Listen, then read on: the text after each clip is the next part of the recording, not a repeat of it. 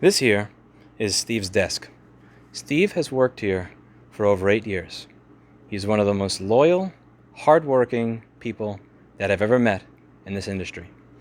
This is where he does data recovery. He works on hard drives that are clicking. He has his pure VLF48 laminar flow bench. He's got his PC3000 machine over here.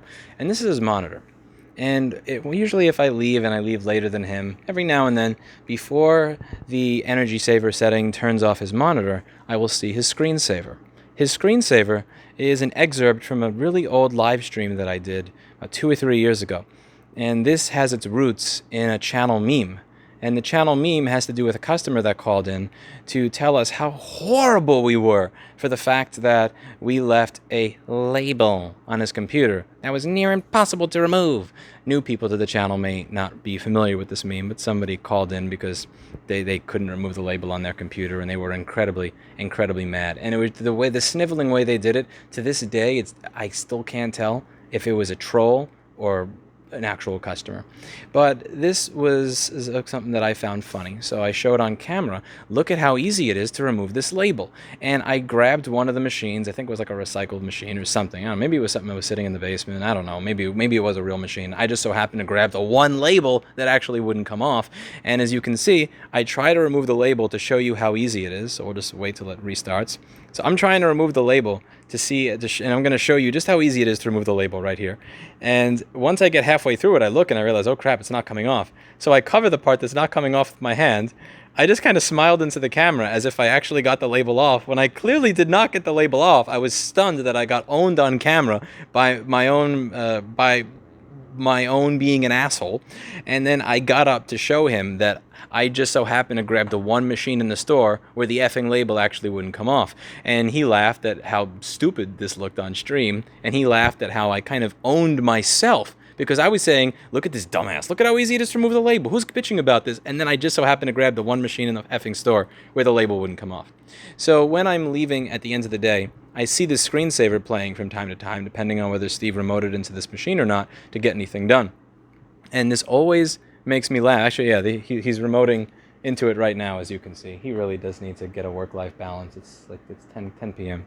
Anyway, what this does is it just kind of reminds me that there is this company culture that we have, where in spite of how serious we are, in spite of how much we care about getting things done very quickly, in spite of how much we expect repairs to be done quickly, the phone be answered on the first ring, emails to be responded to quickly, customers to be treated fairly, that at the end of the day, we still have a company culture that allows us to laugh, to joke, to screw around, and every now and then just post a nice little reminder that the boss of and the owner of the company is a total fucking idiot that makes an ass of himself to 400,000 subscribers while live streaming. And it's one of the things that I always thought would go away if I had a company that had three or four people or more than that. So to get to the point of having 13 people, and to be able to still have those types of laughs at the owner's expense and have a culture that's kind of okay with it, it makes me happy, because it means it's not one of those horrible, sterile workplaces where everybody shows up and they're all freaking miserable and they can't joke and they can't have some fun every now and then and they can't blow off steam. And it's one of the things that makes it really difficult to leave. It really does.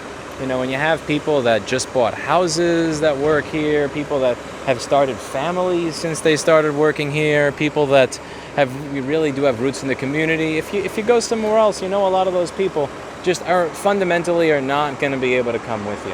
And it's one of the things that makes the prospect of leaving the city difficult to do, and also somewhat sad. And it's something that I think about from time to time. I really do love this place, and I feel very grateful for the people that I've been lucky enough to find to be willing to work here. Because you can't have a decent workplace culture, or you can't have that balance of being able to have work be done seriously and taken seriously while simultaneously being able to have just the right amount of fun, if you don't have the right people. And I have that here. And I think that every time I see that screensaver, I just kind of wanted to share it today. By the way, I was doing some skull crushers before I go home. This here is my gym. And this is my gym. And I do know a vaccine passport in order to enter my gym. And I'm not changing that restriction at the end of August or the end of September. So, de Blasio, you can suck it. That's it for today. And as always, I hope you learned something. See you all in the next video.